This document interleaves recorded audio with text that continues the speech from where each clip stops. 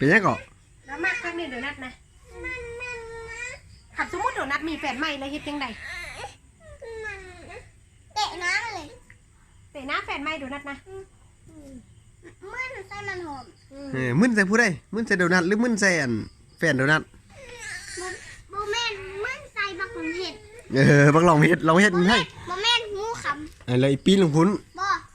อันมึนใส่อันปีเตอร์กับป๊อปปี้กับเอ็ม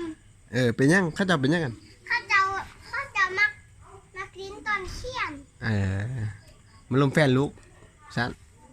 บ่ได้ลงบ่ได้ยุ่งน้องนั่งกันแล้วก็นั่นไงคนยืนปีเตอร์ว่าอย่าหวังเด้ออย่าหวังว่าให้อันโดนัทน่ะเนี่ยว่าจังได๋ให้อยู่นี้ยืนอยู่เป็นประตู